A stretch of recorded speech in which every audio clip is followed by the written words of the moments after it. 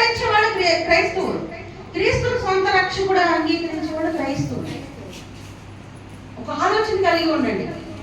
అసలు కులానికి క్రీస్తుకు సంబంధం లేదు, మతానికి క్రీస్తుకు కూడా సంబంధం లేదనుకోండి. దేవునికి స్తోత్రం. హల్లెలూయా. చూసారా ఎట్లా ఉంది మాట?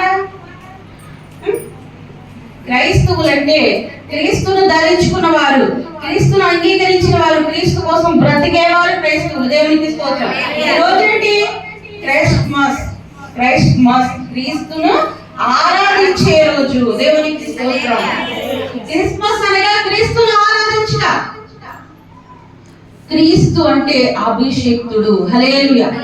క్రీస్తు అనగా అభిషేక్తుడు. క్రైస్తవుడు అంటే మనల్ని కూడా దేవుడు అభిషేకించుకున్నాడు. అభిషేకించబడిన వారే క్రైస్తవులు. బాప్తిసం తీసుకున్న వాళ్ళు క్రైస్తవుల కిందకి రారండి. నువ్వు 30 సంవత్సరాలు చర్చికి వెళ్ళినా సరే, నువ్వు క్రీస్తు సొత్తుగా మార్చబడకపోతే, నువ్వు క్రీస్తుకు సొంత బిడ్డగా కాకపోతే, ఆయన సొంత రక్షకుడుగా అంగీకరించకపోతే, నువ్వు 30 సంవత్సరాలైనా 60 సంవత్సరాలైనా నువ్వు క్రైస్తవుడుగా. ఎప్పుడైతే క్రీస్తు నీ సొంత రక్షకుడుగా అంగీకరిస్తావో, నీ దేవుడుగా అంగీకరిస్తావో, ఆయన ఆజ్ఞలను నువ్వు నడుచుకుంటావో, అప్పుడు నువ్వు క్రైస్తవులు అవుతావు. దేవునికి స్తోత్రం. ఎంత గొప్ప మాట అండి ఇది, ఎంత మహిమ కలిగిన మాట ఇది. ఈ మాట తీసుకెళ్ళి ఎక్కడ పెట్టేస్తానండి? దేవునికి స్తోత్రం. ఎక్కడ పెట్టేస్తారు అసలు? జాగ్రత్తగా మాట్లాడండి. మనం తప్పు చేయకూడదు. ఇలా జాగ్రత్తగా మాట్లాడు. మనం ఎవరు? క్రైస్తవులు అనగా క్రీస్తును అనుసరించే వాళ్ళే క్రైస్తవులు, క్రీస్తును ఆరాధించే వాళ్ళే క్రైస్తవులు, క్రీస్తు కోసం బ్రతికే వాళ్ళే క్రైస్తవులు. దేవునికి స్తోత్రం. హల్లెలూయా. మొట్టమొదటిగా ఎవరు వచ్చారు? గొల్లలు వచ్చారు, జ్ఞానులు వచ్చారు. మరి తర్వాత ఎవరు వచ్చారండి? ఎవరైనా వచ్చారు ఇంకా క్రీస్తు కోసం? గొల్లలంటే దేవునికి స్తోత్రం. మళ్ళీ గొల్లలంటే దేవునికి స్తోత్రం. హల్లెలూయా. మనకేనండి, మన భారతదేశంలోనే అంతే, వేరే వేరే దేశాల్లో ఏమీ ఉండవు. అంటే వాళ్ళు గొర్రెల కాపరులు. దేవునికి స్తోత్రం.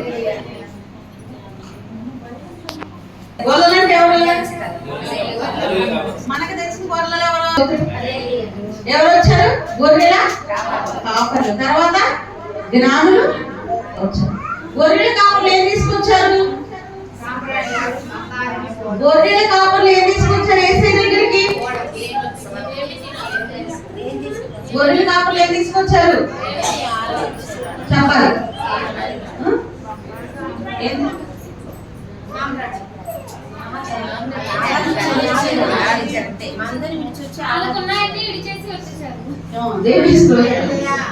గొర్రెల కాపరులు, ఇదిగో దావీదు పట్టణమందు నేడు మీ కొరకు రక్షకుడు పుట్టాడు. దేవునికి స్తోత్రం.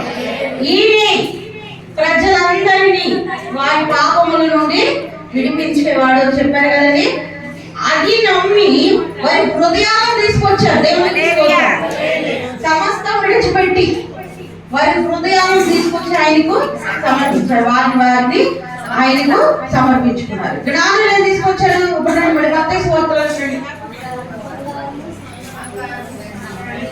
పాడండి, పాడండి. బంగారు సామ్రాణిలో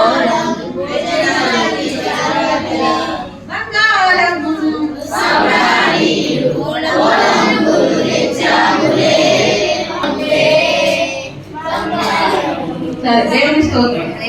ఏం తెచ్చారా? బంగారం కానీ, సాంబ్రాణి కానీ, గోళం కానీ తెచ్చారా?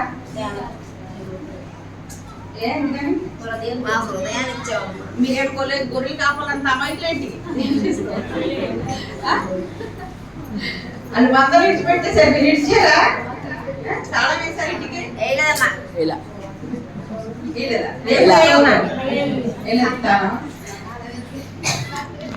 హల్లెలూయా. తెచ్చారు మీరు కూడా. చూపించిన మీరేం తెచ్చారు చెప్పనా? వాళ్ళు ఏం తెచ్చారు? బంగారము, గోళం. దేవునికి స్తోత్రం. బంగారం అంటే నీ విశ్వాసం. హల్లెలూయా. బంగారం అనగా నీ విశ్వాసం, సాంబ్రాణి అనగా నీ ప్రార్థన జీవితం. దేవునికి స్తోత్రం. గోళం అయితే కొంచెం కష్టమే నాకు తెలిసి. హల్లెలూయా. ఎందుకని? గోళానికి అర్థం తెలుసా? అదే అర్థం. అవసరమైతే క్రీస్తు కొరకు నేను హతసాక్షిగా నిలుస్తా. దేవునికి స్తోత్రం. అవసరమైతే నా క్రీస్తు కోసం నేను అది గోడం. దేవునికి స్తోత్రం. బంగారం మన విశ్వాసము, సాంబ్రాణి మన ప్రార్థన జీవితము, గోడము ప్రభు కొరకు మన త్యాగపూరితమైన జీవితం. దేవునికి స్తోత్రం. హల్లెలూయా. అంతేగాని బంగారాలు కానుకలు ఏమి ఇష్టం లేదు ఆయనకి. దేవునికి స్తోత్రం. ఆయన అంటున్నాడు కదా, బలులు అర్పించడం కంటే, హోమములు అర్పించడం కంటే ఒకడు నా మాట వినగా నాకెంతో కదా. దేవునికి స్తోత్రం. యేసయ్యకి ఇష్టమైన కానికేంటి కదా. అందుకని 10ంటికి క్రిస్మస్ ఆరాధన. దేవునికి స్తోత్రం. ఎన్నింటికి వచ్చాం? 10ంటికి వచ్చినట్టు అయిపోయి కదండి. 10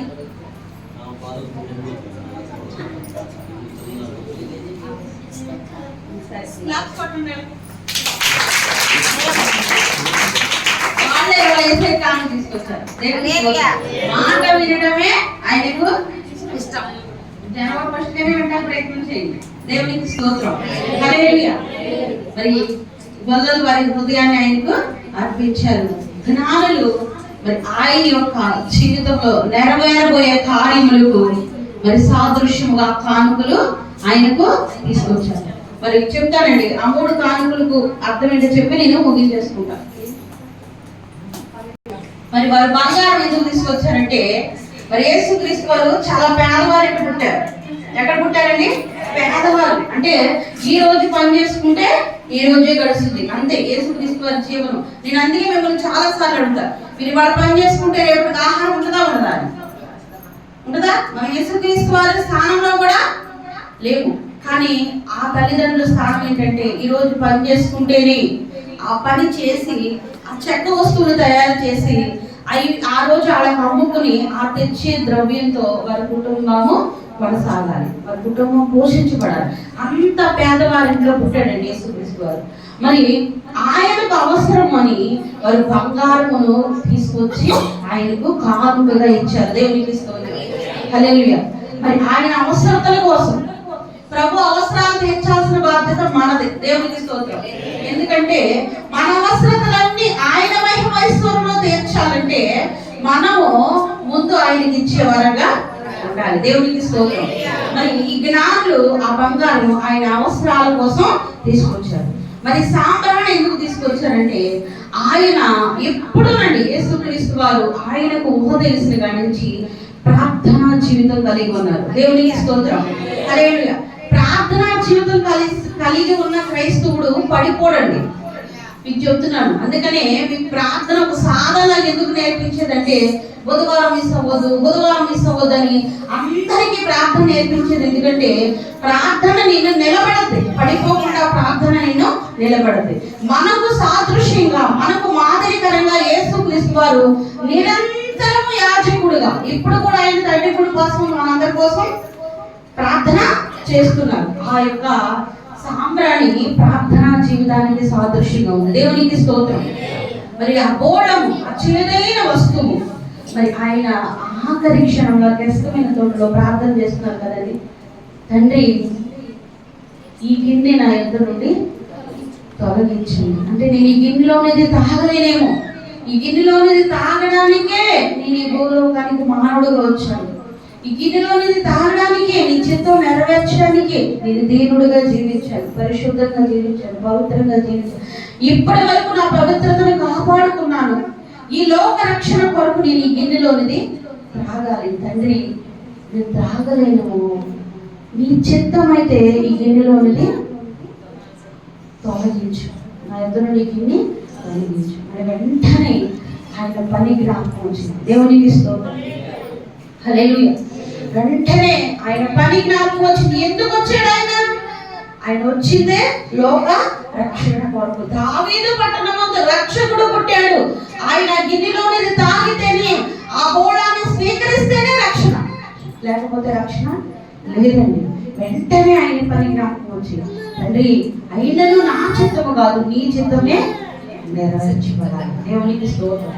మనం కూడా ప్రార్థనా పరులు అయితే ఇది నేర్చుకోవాలండి, ఈ మాట నేర్చుకోవాలి. మనం అడుగుతాం దేవుని ప్రభా నాకు అది ఇది శ్రమలో తీసి, నా సమస్య తీసి, నా వ్యాధులు తీసి, నా శోధం తీసి అని అడుగుతాం కదండి. పౌలు గారు కూడా తన శరీరంలో ఉన్న భయంకరమైన బలహీనత కొరకు నేను ముమ్మారే ప్రార్థన చేశానంటాడు.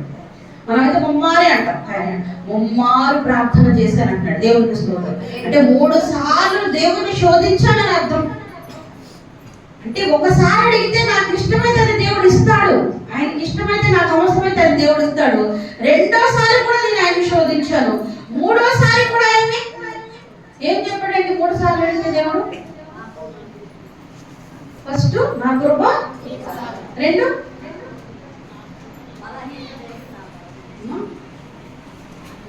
ఎప్పుడు బలహీనుడు, 3వది నీ బలహీనత ఏందే నా బలం దేవునికి స్తోత్రం.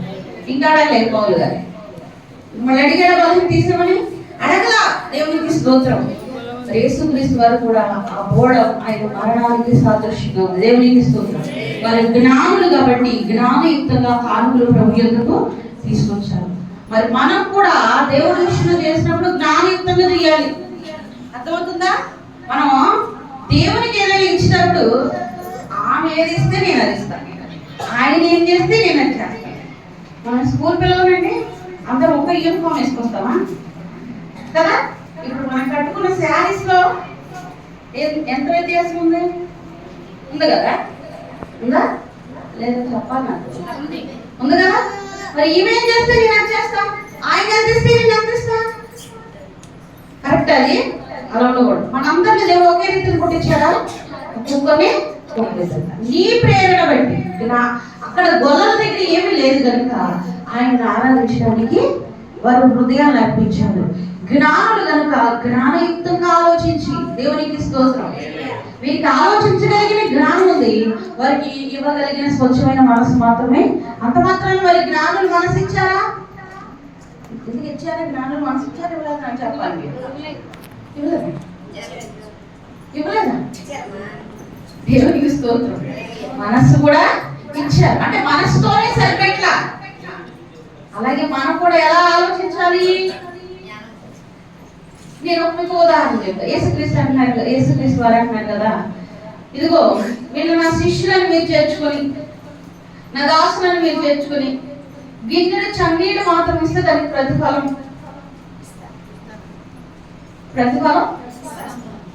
పోదు అన్నాడు. ఇస్తాడు కదా, పోదు అంటే ప్రతిఫలం పోదు, ఖచ్చితంగా గ్యారెంటీ.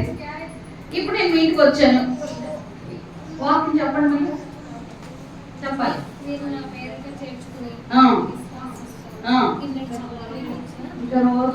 వచ్చానండి ఒకరికి చన్నీళ్ళు పూరి నీళ్ళు, 3 గ్లాస్ చన్నీళ్ళు అన్నాడు కదా దేవుడు. దేవుడి స్తోత్రం. ఇంకా వేడి నీళ్ళు అంటే ఇంకా బలైపోయేవాడు. దేవుడి స్తోత్రం. అలా కాదండి. అంటే నువ్వు పేదరాలు అయితే నీకు అడవిలో ఏమీ లేకపోతే మంచినీళ్ళు బొమ్మని అర్థం. దేవుడి స్తోత్రం. అంతేగాని నీకు అన్ని ఉంచుకొని కోసం చన్నీళ్ళు ఇవ్వమని చెప్పట్లా. అక్కడ జ్ఞానయుక్తంగా ఆలోచించాలి. హల్లెలూయా. అర్థమైందండి? అది జ్ఞానులు జ్ఞానంతో ఆలోచించారు, గొల్లలు స్వచ్ఛమైన మనసుతో ఆయనను ఆరాధించారు. మరి మనమే మనసుతో ఆయనను ఆరాధిస్తున్నాము, మనల్ని మనం పరీక్షించుకుని ప్రార్థన చేసుకుందాం. మరి క్రిస్మస్ శుభవేళ దేవుడు మనందరికీ గొప్ప సంతోషాలు, ఈ సంవత్సరాంతంలో నూతన సంవత్సర ఆరంభంలో దేవుని కృప, దేవుని కరుణ మనందరి కుటుంబాల పైన మెండుగా, గొల్లలకు ఇచ్చిన స్వచ్ఛమైన మనస్సు, జ్ఞానులకు ఇచ్చిన జ్ఞానయుక్తమైన మనస్సు దేవుడు మీ అందరికీ దయచేయుగాక. ఆమేన్. హల్లెలూయా. ప్రార్థన చేసుకుందాం.